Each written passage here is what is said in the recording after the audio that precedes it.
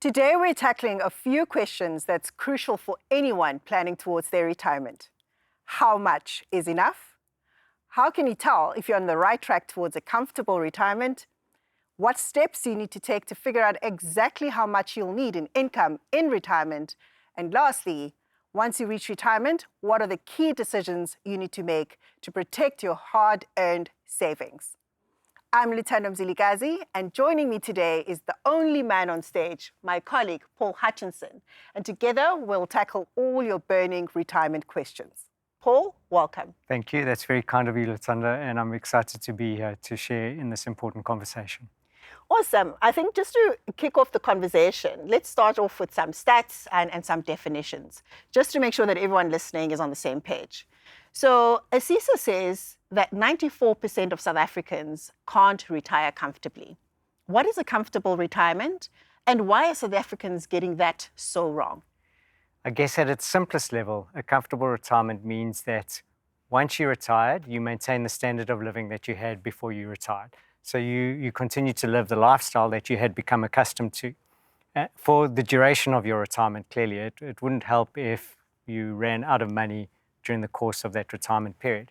And I guess there are any number of reasons why South Africans aren't retiring comfortably. A number of them would be not contributing sufficiently to a retirement fund from their first paycheck to their last. So over a 40-year working career. Other mistakes that people are making are that they're not invested sufficiently in growth assets via their retirement funds. So they're not invested in equities or listed property, and they overweight fixed income investments. And really why that's important is because you want your retirement fund assets to grow by inflation plus 5% per annum for the 40-year period, at least that amount. And then you should have sufficient capital to secure your retirement future. And I guess the most important reason, though, is unfortunately, when we leave our current employer, be it through resignation or retrenchment, the majority of South Africans are accessing their accumulated retirement funds and they're not preserving it. And therefore, they lose out on the benefit of compound interest, which many of my previous colleagues would have spoken about extensively. So if I look at my own experience, I'm now into my 50s and I've done everything right. I've always contributed to a retirement fund. I've had a number of jobs at a number of different companies, but I've always preserved my accumulated retirement capital, and I've always tried to be invested in growth assets. When I turned 50, I looked at my personal circumstances and I realized that I wasn't on track. And this was very worrying. So I tried to understand why that was the case, given that I'd done what I'd been told to do. And I realized that very simply life happens. I had a family young, and when you've got a young family, out of financial necessity, I reduced my contribution to my retirement fund from the 15% to below 10%. And that was my first mistake. It wasn't really a mistake because financial circumstances necessitated it. But my mistake was when things improved, I didn't increase my percentage contribution to my retirement fund. And so out of negligence or stupidity, call it what you will, I didn't make that correct decision. And at the age of 50, I realized that I was falling behind to the extent that I now contribute 23% of my monthly income to my retirement fund. And that really illustrates how difficult it is to catch up. And you would have heard on previous panels the importance and the power of compound interest. And that's what I missed. I missed out for a period of time on the compounding of 15% because I was only contributing 10% at the time. And I think lots of South Africans listening can actually resonate with your story. You know, some of them are actually financially responsible for multiple households that they don't even live in. Some of them have really felt the credit crunch of the elevated interest rates for longer that we've experienced over the last few months. And so they would have actually taken a knock in terms of their contributions as well, out of necessity and lifestyle, rather than it being by choice. So in preparation for our discussion today, I did a lot of Googling because we know that you're a resident writer in the business. And I bumped into an article that I thought was phenomenal to bring up at this point. It's an article where you talk about 5 and 20 being the critical success factors for retirement success. So let's talk a little bit about that. Yeah, it's interesting. To your initial points, I just look around in the neighborhood that I live in Cape Town, and what's fascinating for me is just how many middle-aged children are returning to the family home with their teenage children. And what you're seeing in my neighborhood is 3 generations living on one property now, and you see 5 or 6 cars, as multi-generational families are trying to manage and cope with the retirements of the parents and potentially 1 or 2 of the children not having jobs. And this really is a reflection of not being sufficiently prepared. And so if you turn to the 5 and 20 rule, very simply, in order to secure a safe income in retirement, you cannot take more than 5% as an income of your final accumulated retirement pot. So if you've got R1 million at retirement, you can only take 5% of that per annum, escalating at inflation to ensure that you don't run out of money. And you need that money to last for at least 30 years. And men probably a little bit less because we don't live as long as women. And women, unfortunately, need to ensure that they have sufficient to run a little more than 30 years. And then the 20 is a difficult number. And I'm going to scare a lot of people in the audience because the 20 refers to how much the multiple of your final salary that you need to have accumulated to ensure that you have sufficient money for that 30-year period. So if at the time that you retire, you're earning R1 million and you want to ensure that you can continue to draw an income equal to your final salary, you need to have accumulated 20 million rand. Now, it's a scary number. And when you think about it, you don't necessarily need 20 times because at the time that we retire, hopefully we've paid off our mortgage. Hopefully our adult children are out of the house and earning their own income. We've reduced our expenses. So many people, the majority of people, can get away with 75% of their final salary. So if you are amongst those people who think that you can get away with 75% of your final salary, then you only need to have accumulated 15 times your final salary. So when thinking about how much you need at retirement, in your mind, you need to be thinking about between 15 and 20 times your final salary to be comfortable and secure that you will be able to afford your retirement for a 30-year period. And probably a little bit more than 20 times for a female than a male, evidently. Don't trap me. Good answer. So let's put a real scenario to the 5 and 20 principle you've just outlined.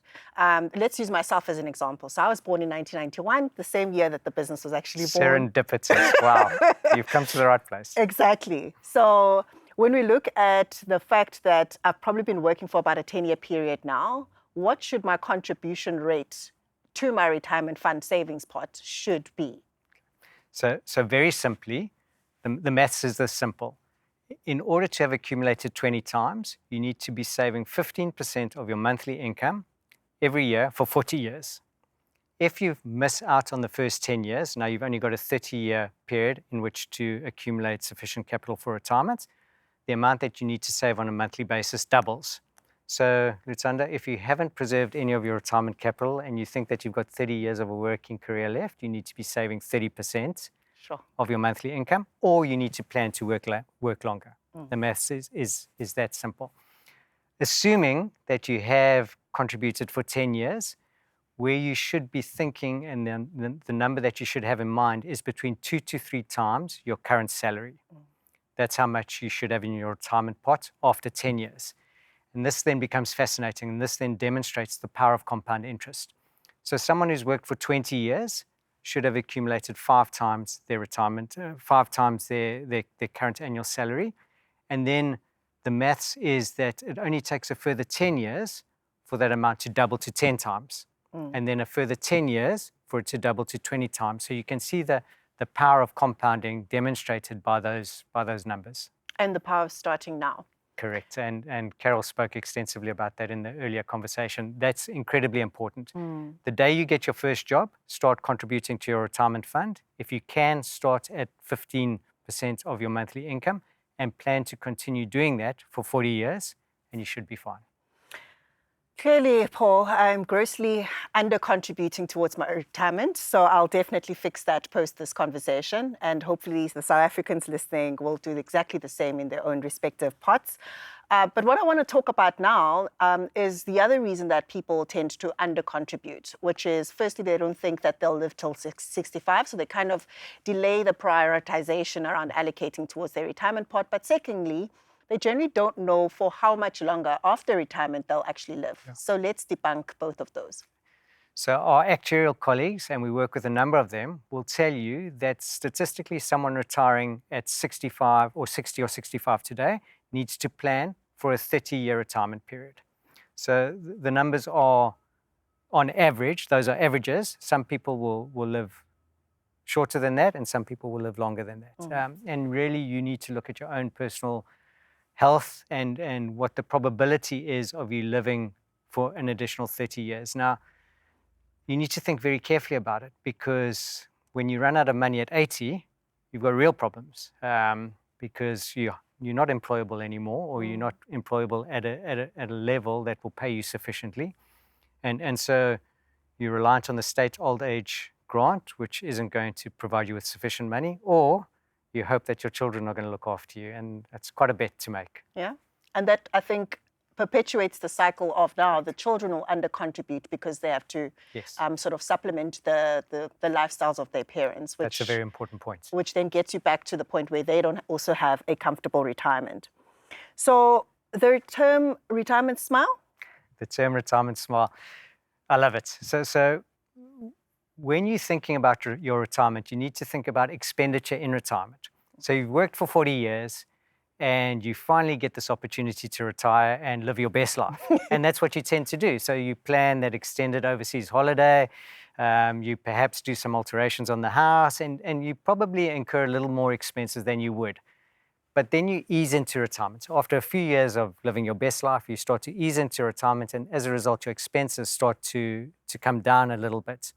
But then, unfortunately, you reach a period in your life where you become more frail, your health deteriorates, and I think we can all appreciate that medical expenses run at a higher rate than inflation, and you potentially then end up in a frail care facility. So you have this retirement smile where your expenses increase towards the latter part of your life, and you need to be prepared for that eventuality. So many changes into retirement. But I think the one change that has made South Africans smile, for the most part anyway, is two-part system. Because this, of course, will allow pension fund members to withdraw from their retirement money as of the 1st of September without needing to retire, resign, or be retrenched. Yes. What do you think this will do to this comfortable retirement we've been talking about? So I want to stress upfront that you should only access that savings pot in an absolute financial necessity, because it will meaningfully impact your ability to retire comfortably. If you're accessing 1/3 of your retirement contributions, so let's call that, if you're contributing 15%, let's call that 5%. Now only 10% is going towards your retirement pot, which means, based on the numbers that we spoke about a little earlier, you're going to have to work for a lot longer in order to have sufficient capital at retirement. So while it makes sense for South Africans to be able to access their retirement savings in the event of a financial emergency, they need to think very carefully and only use it as a last resort, because it is going to meaningfully impact our ability to retire comfortably after a 40-year working life. Paul, that brings us to the end of our talk. Thank you so much for all these golden tips and answering burning questions when it comes to retirement savings. Thank you, Lutando. 3 takeouts that I take away from the discussion that I hope you will take away as well. First, a comfortable retirement means being able to maintain your pre-retirement standard of living throughout your retirement. 2, only 6% of South Africans are able to achieve this. If you want to have your own comfortable retirement, here's 3 tips that you should take away. Apply Paul's 5 and 20 principle. Invest in growth assets to maximize the returns on your contributions.